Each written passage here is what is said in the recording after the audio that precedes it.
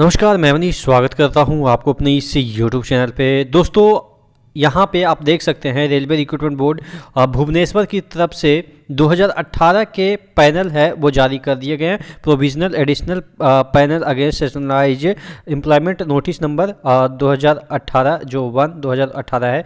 ये आपके ALP technician के पार्ट पैनल जारी किए गए हैं 2023 में।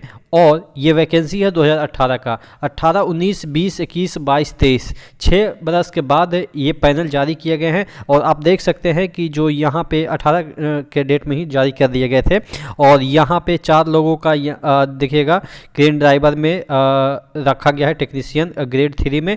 और यहाँ पे आप देख सकते हैं और जो सेकंड कैटेगरी है यहाँ पे इलेक्ट्रिकल में रखा गया है। कितने कैंडिडेट? टोटल 6 कैंडिडेट को। ये आपके टेक्नीशियन की हम बात कर रहे हैं। टेक्नीशियन उसी तरीके से फीटर में 6 लोगों का इम्पैनल किया गया है। उसी तरीके से अगर हम फीटर की बात कर लेते हैं वर्कशॉप में, तो यहाँ पे भी काफ़ी संख्या में 9 लोगों को 9 नहीं और भी ज़्यादा है, 35 लोगों को इम्पैनल किया गया है। और वर्कशॉप मैकेनिस्ट में आपके जो है वो 2 लोगों को इम्पैनल कर दिया गया है। और इसी तरीके से रेफ्रिजरेशन एयर कंडीशनर में आपके 3 लोगों को, और इस तरीके से आप देखेंगे कि 2 लोगों को जो है वो मेटल वर्कर में इम्पैनल किया गया है। तो देखिए वैकेंसी आ नहीं रही है। और पिछला जो भी हो सकता है इसमें से बहुत सारे, देखिए 18 के बाद ऐसा तो नहीं है कि जो बच्चे यहाँ पे इम्पैनल किए गए हैं इतना मतलब कि बेवकूफ़ होंगे कि जो कि 5 साल तक उनका जॉब कहीं नहीं निकला होगा। ऑब्वियस है, हाँ वो अलग बात है कि अगर पढ़ाई छोड़ दिए होंगे तो कहीं अलग बिजनेस वगैरह कर लिए होंगे। हो सकता है बिजनेस में उनको सफलता मिल गई हो।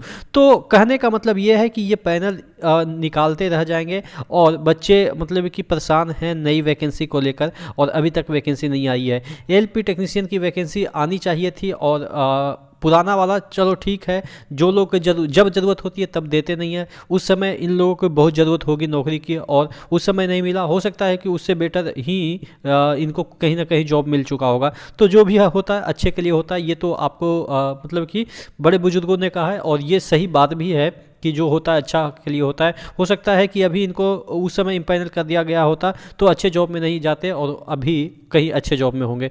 तो ये अलग बात है। लेकिन मुद्दा ये है कि वैकेंसी अभी तक टेक्नीशियन की क्यों नहीं आ रही है, एएलपी की क्यों नहीं आ रही है। जेई की वैकेंसी मोस्ट अवेटेड है, आरपीएफ की वैकेंसी मोस्ट अवेटेड है, ग्रुप डी की वैकेंसी मोस्ट अवेटेड है। और एक मैंने ऑडियो क्लिप भी सुना है कि कोई 7 कंपनी में बांट दिया गया है रेलवे को। कैसा कैसा मतलब कि मैं कहीं से सुना था, लेकिन वो पुख्ता है, सही है कि गलत है, क्या है उसके बारे में डिटेल हम सर्च कर लेंगे कि क्या चीज़ें माजरा है, कौन ऐसे ही बोल देता है या कहीं पे कैसे शेयर हो गया है।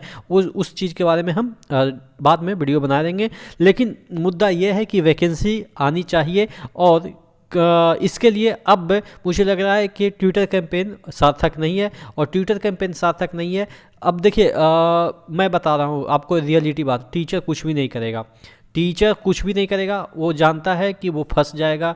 जिस तरीके से पिछली बार कुछ हुआ था, जब प्रदर्शन हुआ था तो पुलिस और बच्चों के बीच जो हुई थी मतलब कि झड़प हुई थी, उसके बाद टीचर्स को अरेस्ट किया गया, ये वो उस पर रेड किया गया। तो इस वजह से टीचर्स कभी भी नहीं आपको फिजिकल जो है वो आंदोलन के लिए बात करेंगे।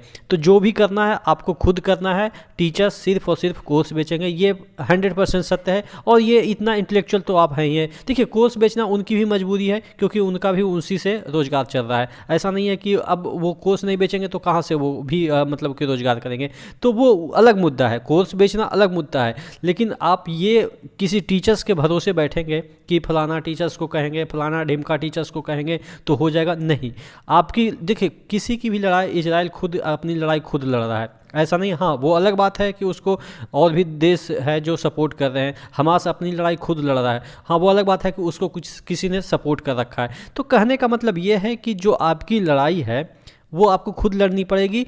हाँ बैक साइड में कुछ टीचर्स हो सकते हैं, लेकिन वो सिर्फ बैक साइड में हो सकते हैं, लीड नहीं करेंगे, ये आपको भी पता है। और इतना आंदोलन होने के बाद आपको पता चल ही गया होगा। तो कहने का मतलब ये है कि आप अरेंज कीजिए और किसी भी तरीके से वैकेंसी निकलवाइए।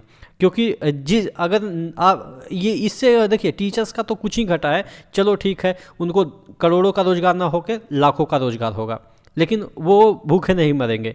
लेकिन आपके साथ क्या होगा कि अगर आपकी जॉब नहीं मिलेगी या आपको कहीं रोज़गार नहीं मिलेगा, तो मैं इस चीज़ को, इस दर्द को समझता हूँ कि अगर जॉब नहीं मिलती है और बच्चा पढ़ते पढ़ते ऐसा हो जाता है कि वो कोई काम करने लायक बचता नहीं, 35 साल तक बच्चा पढ़ता रहता है। अब मैं लोअर मिडिल क्लास की मैं बात कर रहा हूँ, जिससे कि मैं बिलोंग करता हूँ, मैं और ज़्यादातर ऐसे ही लोग हैं। तो कहने का मतलब ये है कि उनकी स्थिति ऐसी हो जाती है कि वो गांव भी नहीं जाएंगे, क्योंकि गांव वाले मजाक उड़ाएंगे कि इतना पढ़ता था, इतना ये करता था, वो करता था, क्या हो गया, कुछ नहीं कर पाया।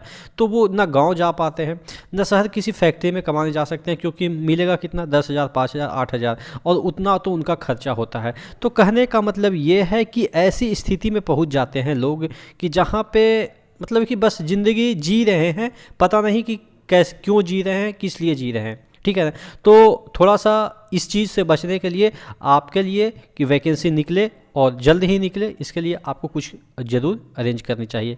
आप क्या सोचते हैं नीचे कमेंट बॉक्स में कमेंट करके ज़रूर बताइएगा। नेक्स्ट वीडियो में मिलते हैं, तब तक के लिए जय हिंद।